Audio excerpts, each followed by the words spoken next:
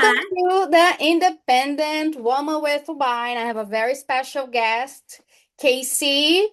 Hi, Kasey. Hello, hello. Hi. What are we drinking, Kasey? Okay, first we are going to start with a little bit of rosé. Oh, so nice. Were you able to find this one? No, I had to get another brand. My liquor store did not have that brand. Okay, so this one is a zero sugar because I'm doing keto with my husband. At first, he was going to get on to me when I came home with all this wine. And then he looked it up and he was like, oh, okay, all right. So if anyone's doing keto, this one is a low carb. It's called Lightly Rosé and it's Nice. 85 calories. Woo. Yeah, mine is a normal rosé. I'm getting all the calories right now. I bet yours is going to taste a lot better than mine too. It tastes good. Bad taste if I just drink out of the bottle, right? Oh, dude, I've done that. Go for it. If that's what you want, how is I it? don't know. I don't think that that is for me. That definitely tastes No. like a diet drink. It's the whole diet thing. They take all the good stuff out, They right? do. Yours It's looks a lot more yummier, and I like your cup.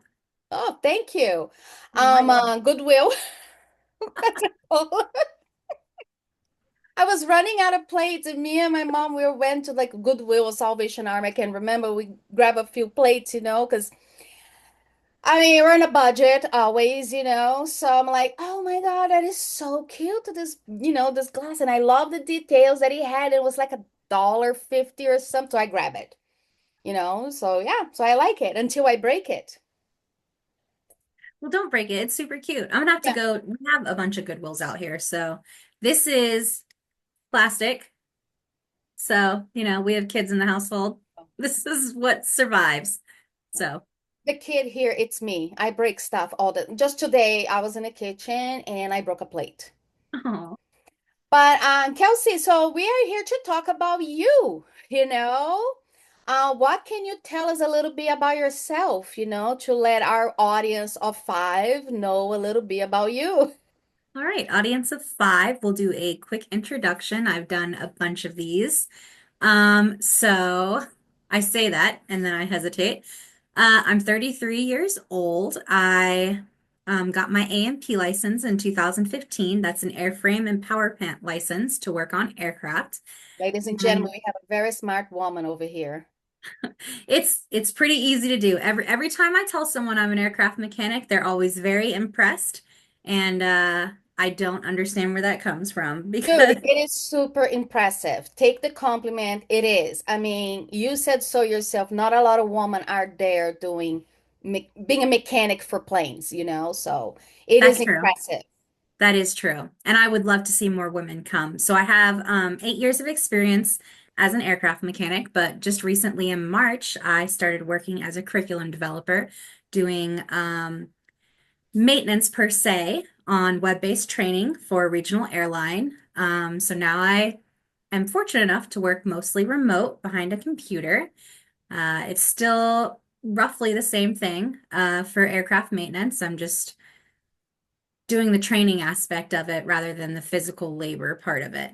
Mhm. And then recently I've branched out into a little bit of digital marketing, and I found this really, really cool company that pays for you to get your life insurance license, well, your insurance license, as well as your security license and your mortgage license, and work off of commission. And I really have fallen deeply in love with that. The That's minute that I can make that sustainable, I probably will not be working remote anymore.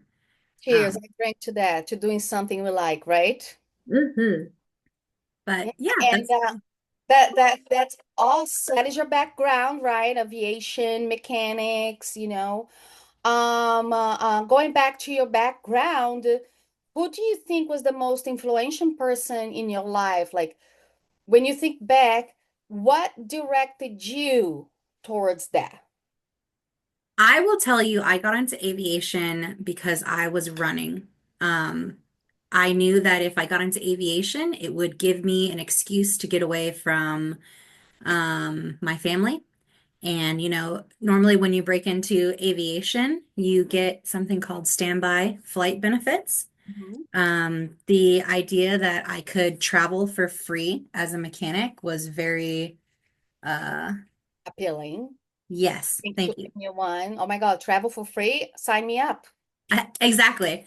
That's how they get you. Then they work you so much that you can't actually travel anywhere. But that's why I wanted to get into aviation. That's not what actually happened. What actually happened is I started working full time for a grocery store in the southeast part of the United States, and I became a full-time baker with the plan to become a bakery manager. So I was constantly taking the test, unfortunately failing it for whatever reason. Personally, I think it's because I was just too young. I was 18, 19, 20, and they just don't make 18-year-olds bakery managers of a grocery chain. So uh, but anyway, I did that for a few years until I decided, you know what? There's no way that I can't pursue aviation. This is just such a hollow existence. Mhm. So at 24, I decided to go to my local vocational school, and it's a 2-year program. And then at the end, you test with the FAA and you get your A&P license. And that was the best thing I've ever done. But Awesome. as far as what pushed me there, it was definitely, I was ready to leave. I was ready to just go out on my own. But Yeah. I lost my mom when I was 17 to alcoholism, and that scared me. It really scared me. It took all of these ambitions that I had as a kid and kind of just squashed them. I was like, oh my gosh, I just lost my mother. What if I lose my father next? How could I ever leave my grandparents? How could I leave my hometown? So I stayed. But, after about 5 years of trying to ignore what I always wanted to do, I decided, you know what? I'm pretty miserable being a baker. Um, and I want more out of my life. I want to be paid more than $10 an hour to work 11 hours a day sometimes on Christmas or Thanksgiving or things like that. Yeah. So Yeah. It's tough when you lose a parent and it just up until that moment, because I lost my father too a couple of years ago, we don't think about things like that. Like I mean, we know none of us are immortals. We're all going to go, but until you lose that person, like you lose that parent, you don't think about it. And once you do, I don't know about you, but it's basically all I think about it, since he passed, I was going to say, after losing her, I made most of my decisions based in fear of loss. Yep. Well, what if I leave and I lose this person? What if Mhm. I don't hold on to this person tight enough and they leave me? And, sometimes people that you hold on tightly to were never meant for you. Yeah. And thank goodness that we grow up and we get wiser and we make better decisions. Yeah. Mhm.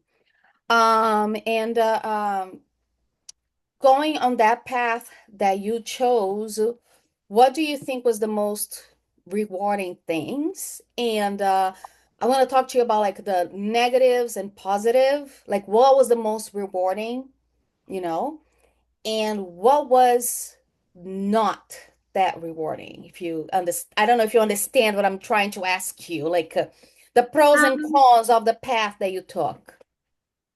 Definitely the most rewarding thing is I finally learned how to stand on my own. I moved far, far away, 1,000 miles away, like I originally wanted to. And it was not so easy to call up my family to bail me out of any unfortunate circumstances or bad decisions that I may have made. And that really taught me how to be my own person. And so I think that that's incredible, to finally not have to call your daddy every time your tire blows or something like that.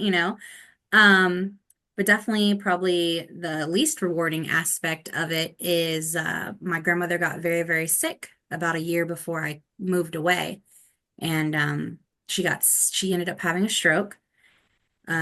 Just so everybody knows, so no one ever does this because I think it's just crazy that it happened to her twice. She was on blood pressure medication and she developed a UTI. So then her regular doctor prescribed her a UTI medication. And what that ended up doing is it interacted with her blood pressure medication and it washed out all of her potassium, I believe. And that led to a stroke the first time. Then the year after that, the exact same thing occurred again. But this time, since my grandfather was aware that she was acting erratic and weird and not really making a whole bunch of sense, not really herself, he was able to take her to the hospital fast enough that they were able to catch it before she had a stroke. But those two events that happened to her put her into um Oh, so like she had two strokes. the second time she didn't quite have the stroke. Oh, She because just started, she yep, got to the hospital in time. Gotcha. right. But after that, her mind was never the same. Sometimes she didn't know who we were. She definitely had dementia. I don't know that she was ever diagnosed with Alzheimer's, but she she was very, very sick and very, very hard to take care of. And it was very, very difficult because after I lost my mother, she kind of became the mother figure to me. And so to be 1,000 miles away from her and hear of the trouble that she was having and know that I could not go there and be with her as much as I wanted to, it it really broke my heart. It was difficult. It put a lot of strain on the relationship that I have with my current husband because his life is here, and I stayed on the line of, do I want to start a life with this man or do I want to go back home and be with my family? And ultimately, I wanted to start a life with him, but the sacrifice there is that I had to watch my grandmother struggle and be sick from far away. And we were talking earlier, the greatest piece of advice that I ever got came from my grandmother, and it was about my mom. And I remember I was so angry with my mother being an alcoholic. And I came to my grandmother and I said, how should I feel about this? Like my mom has let me down so many times. She said she would be here. She said she would do this, and she didn't because she would be drunk instead at someone's house or something like that.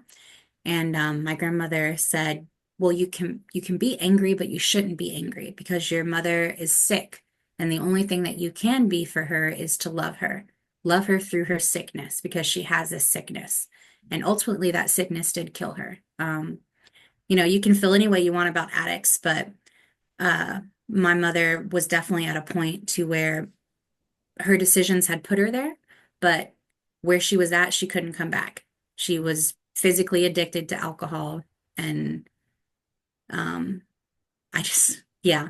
And it's hard to, I mean, I was 17, so I see it through the lens of being a 17-year-old. I don't know that much about it other than she really just couldn't overcome that sickness. So I have a lot of sympathy for addicts that I feel like a lot of people don't have. Yeah, being addict, it's not an easy thing. My dad was an alcoholic. We dealt a lot with that. So I totally get what you're saying.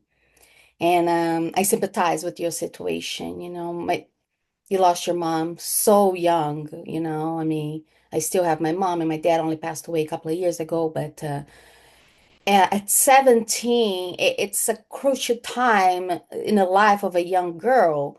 Not just a girl and a boy, like we're so vulnerable. I don't know if you were like that, but me, when I was 17, I was ready to take on the world. I was like, it was me and I knew better. I knew everything. Me too. I was right But there. Oh, I was so bullheaded. People would tell me all the yeah, time. They would go, "You're too opinionated. You're too mean." And I would go, "Guess you're just gonna have to deal with it because this is who I am. And if you don't right? like it, hit the road, Jack." Like, But you I know, mean, do you feel the same like when you look back, like when I look back, in my life when I was 17, 18, boy, you're so stupid. You were so dumb. What a dumb ass you were, like I know you were a statistically, baby.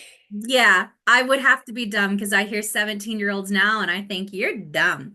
So I had to Right? be, right? Right? Like, look at these kids now. And I'm like, even though like at 17, I was the main breadwinner in my house, like my dad didn't help much, and my mom had her job, which it was a minimal salary back in Brazil, and I was the one making the most money, providing for a house, for my sisters who were so young at the time. Yep.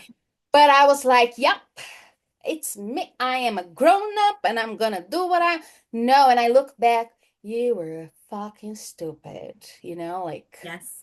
You knew shit. Nothing. Yes. Yes, I can tell you, I used to think the exact same way. I'd be like, I have a job, I'm paying the light bill, I'm contributing to this, I do this. And then when I had my own home, even at like 20, 21, I was like, well, now I pay a mortgage. It was this tiny little double wide trailer that had holes in the floor and holes in the ceiling. But I was like, I'm an adult now, I But pay it was for it yours, all. right? Yeah, exactly. And even when I had a kid at 20, I was like, now I'm definitely an adult and I know everything because I've created a life. And I look back and I go, you were still 20. You may have had all these experiences, all this sorrow with your mother and everything else. You still didn't know shit. You still didn't know anything. And I don't know if, can we cuss? Sorry. Yeah, yeah, go for it. I cuss all the time. You've heard my podcast. Okay, okay. That's what I thought. That's what All I that time. This is thought. not made for children. But Every time I'm posting, is this made for children? No, it's not made for children. So go for Exactly. it. Okay, all right. Yeah. But I agree with you 100%. And it's not any hate to anyone who's young. You haven't been there. I remember thinking, oh, I can't wait till I'm in my 30s. And the older people at work going, stop saying that, stop saying that, stop saying that. You are not going to want to be that old. And they're like, as soon as you hit 30, your body's going to start hurting. And I was like, what? You're crazy. And I swear, as soon as I turned 30, my knees started to hurt, my back Oh, started to hurt. I'm gonna be that old lady now. Wait until you hit 40. Listen, Okay? I'm gonna listen now. I'm gonna listen. And same thing with like people were like, "Oh, your teenager's gonna drive you nuts." I was like, "Not my sweet little baby boy, not him." Boy, it was like as soon as he turned 13, all I do is bitch Yeah. at him, honestly. Like, Oh hmm. my. So let's move a little bit from the past. Okay. Do you have any exciting projects or goals that you're working on it towards right now? I do. So and I don't remember if I told you this yet, so this might be new to you, but I just signed up to do my first discovery flight with, I won't say where it's at, so I don't give my location or anything like No, that. yes. The But I will less tell you, information, the better. yeah, With the yeah, it's internet, gonna there's a lot of be, crazes out there, including me. well, I wouldn't mind if you come track me down and visit me. Uh, but anyway, it's $250 to do a discovery flight. If you don't know what a discovery flight is, it is where you go up with a certified flight instructor and they let you fly the plane for a little bit. They give you a little rundown about this is what I think it is. So if anyone's listening, you correct me, go ahead and let me know. But they tell you how the flight controls work and, just little stuff about the airplane and say, are you interested? Do you want to continue and possibly get your private pilot's license? And so I'm really excited for that. I've always wanted to fly from very, very beginning, like before I became a mechanic. If I could have been a pilot, I would have. I'm actually technically blind in this eye, which is my left eye. And so I couldn't be a commercial pilot. I couldn't be a cargo pilot. I couldn't be a pilot in the Air Force. There's so many things that you can't do if your vision's not perfect or I was corrected. about to open my mouth and said, "Oh my God, I'm gonna get on a flight and you're gonna be the pilot of my airplane, you know?" Um, Now I could fly up to where you are, and then you Oh, could get in my plane, and I awesome. could fly with you. Hopefully. I'm not really sure. There is a barrier there. If I can't prove that I can fly the plane with the eyesight that I have, then I may not ever be able to get my private pilot's license. But I can drive a car, and there's people out there flying planes with one leg. There's people out there flying little planes now Oh yeah. with bad vision and things like that. And the FAA has become less strict with who they will give I forget what it's called. There's it's like a basic med, I think, certification. So instead of getting your class 3 certification, you can get your basic med and then you can fly in general aviation. That's what I'm hoping. Fingers crossed, we'll find out. But the You fact that I will. get to go up in a plane, I'm pretty excited about that. I'm rooting for you, you know? So that's awesome, you know? And so as a woman or as any human being, we have those intrusive thoughts. I don't, we're all like, I can't, like, you find yourself with that set of mind.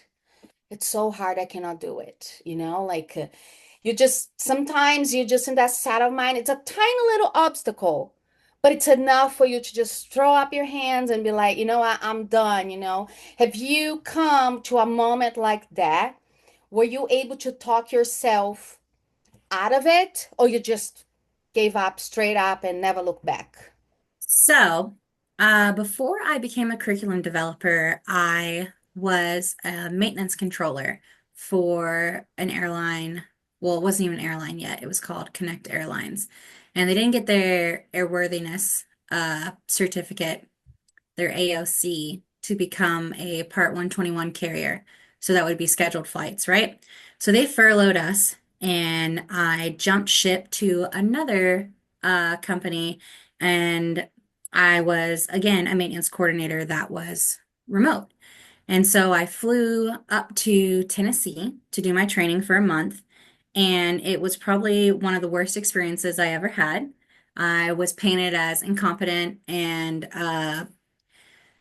just a bunch of stuff, unprofessional for sure, and just a bunch of negative characteristics that didn't resonate with me that I had been told before by certain people in the industry, but I have also been told that I'm really great at what I do. You know, you get kind of like a mixed bag of opinions Oh yeah. when uh, with any place, I guess. So either way, me and that person that was the head of that department didn't get along. And I thought to myself, you know, I've heard this before. I heard this before from a previous supervisor or person of authority to me. Maybe they're right. This is the third person who has said this to me that maybe I don't belong in aviation. And that really discredits all the people who, way more than the number three, have said, hey, you belong here. We love you. We think you're awesome. You do a great job. You bring joy into the workplace. You do good work. You have a good work ethic, you know. And I got to the point where I was like, I was listening to those three people that I can think of that were like, hey, we don't want you here, you know. I've had a few different people come up to me with just really sexist opinions, and I got to the point where I was just like, you know what? I don't think I want to be in a male-dominated field anymore. I don't think that's for me. I'm tired of the struggle. I'm tired of meeting people who think I'm the stupidest person they've ever met. I can't change their opinion. Sometimes they are at the same level as me. Sometimes they're above me as far as like management and things like that. And I'm tired of the struggle. I'm tired of the fight. I'm washing my hands of aviation. And I told my dad that. And funny enough, when I told my dad I wanted to be a mechanic, he told me, that's not for you. You think it's for you. You want it to be for you, but you just aren't going to like it. And when he told me that, it broke my heart because I was like, no, it's for me. Like, I love airplanes. I love being a mechanic, you know? And I, like I said, I went to school anyway and I got my A&P. But when I came back to him and I said, "Hey, I think I'm done. Like I've been doing this for 8 years, almost 10, and I'm tired of having to prove myself to every new person that I meet and get their approval in order to learn what they have to teach me. To have to constantly be like, well, I'm doing it this way because of this. Well, I'm doing it this way because of this, rather than just let me do my job and you'll see that I'm competent. You know what I'm saying? Uh-huh. And my dad told me, absolutely not. Do not give up. Do not, because I was going to go into computer science instead. I went to a few classes with a online college for that, which is super great. I would recommend that to anybody who wants to get into coding or building web pages or things like that. It is super neat, super fun, super structured sometimes, and I really, really love that as a second profession. But yeah, so yes, I've been there. I threw my hands up. I said I was done, and my dad was like, "Don't give up yet." And so because he told me that, I went and I searched for another position, and I found this curriculum development job, and now I'm still in aviation. And honestly, I'm on a team of all women except for our supervisor and manager. He's a man, but he's excellent. We jive so well. I don't have to constantly be like, well, I did it this way because of this, and I found this. I one instance that I can think of is we always called overnight maintenance RONZ. We called it RONS, and we would write it capital R, capital O, capital N, lowercase z. And I was asked, why are you doing that? Don't do that. Don't call it that. And I was like, okay, well, at my last job, we always called it that. And again, the questions, well, why are you doing that? Why are you doing that? And I was like, I don't really remember why. And I thought on it some more and some more. And I finally had to come back and say, we do that because most airports are written off of an I can't think of what it's called right now. I've been having wine. So basically, you have an airport code, right? And it's K and then three letters, right? And normally we drop the K. So for DFW, right? Dallas Fort Worth, we call it the DFW airport. Boston is BOS, I believe, right? Yeah. Yeah. Logan. No, yeah, BOS. Yes, yes. Yeah. JFK is what? Do you remember up north? I've No. had too much wine also. What is JFK that's going to drive me nuts because I just booked somebody standby to fly up there. But anyway, right? And the reason we put that little Z there is so that no one thinks that we're sending an aircraft to an airport called RON. It means overnight maintenance. It means it's going to its home base at night to get its overnight maintenance. We just Wow. simply add that Z so we don't mix up that three-letter code. Mm. And gosh, I don't really remember where I'm going with this now, other than No, it but was that's just constant. interesting. That's wow. I mean, because you never think, does an airplane go home when it's not being used, you It know? does go home. Yes, I it does. know. It's like it's something I never ever thought in my life. And it just I love that information. You know, of course an airplane has to go somewhere for maintenance for whatever it needs to be done. But us, I'm not a regular flyer, but like you just get on a plane and you go where you have to go. You don't think about that. So it's super interesting. You say that and you're right, you don't think about it. And there's so many things that I know that I try to like, and they told us this in AMP school too. They said, you're going to try to talk aviation with people who aren't in aviation, and they're going to be like, what are you talking about? You know, that's why I married someone in aviation. So I always have someone to talk to about it. That's great. That's awesome. Uh, um, so this is the independent woman with wine. We're all about empowering woman, you know.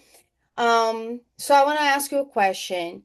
Do you consider yourself an independent woman? And what, if you do or not, what does being an independent woman mean to you? Um, let me think about that for a second. Do I consider myself to be an independent woman? I definitely considered myself to be an independent woman until I met my husband. Um, because I had to be, if that makes sense. Sometimes Now we're that I, pushed out there and we have to do what we have to do, right? And sometimes it was not even our choice. You just put on that position at that place at that time, and you just what's the saying? You just gotta make lemonade with the lemons you got it or something. yeah, exactly. Well, so I watched my mother struggle and be dependent on her husband's. She was married twice, and I thought to myself, absolutely not. I will never, ever, ever be dependent on someone who could let me down. And so from a very young age, I had decided that I would be an independent woman, that I would not rely on someone else to pay my bills or tell me what I could and couldn't do or anything like that. I remember every time I had a boyfriend, if he was like, "Oh, you're my girlfriend, you're my girl," it would like trigger me. I'd be like, "Listen, I'm nobody's girl. Like, I may be dating you, but you don't own me, you know?" Uh-huh. And yeah, because that was ingrained in me that to trust a man was fundamentally incorrect. And I just seen so many negative things happen in my life, you know? And then I met my husband, and I give a lot of credit to him. He made me believe that there are good people in the world again, because when I met him, I was pretty certain that the world was not filled with good people. We met when I was 26, and he was a good friend before we started dating. And just every opportunity he had to let me down, he never did.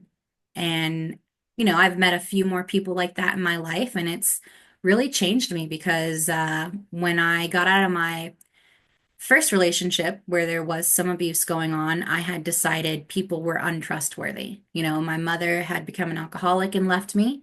I didn't have a very great relationship with my father. The man that I chose to have my first child with was abusive. Um, and so I was just fairly certain that people would say they love you and that they won't leave you, but then they would switch on you. And I remember when me and David first started dating, I had so much anxiety that he was going to switch on me after a month. I said, I can't do this. I have to break up with you because being with you and how good you are is terrifying. Because as good as you are, when is the day coming when you are awful to me? Just absolutely awful, you know?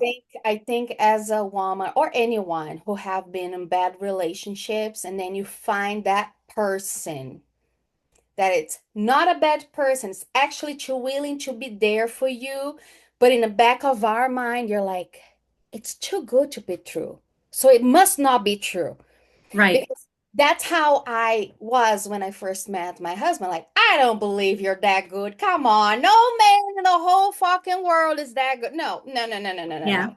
So it took a while, you know, and sometimes he jokes with me, I'm the best man you ever met in my life. I'm like, no, you're not.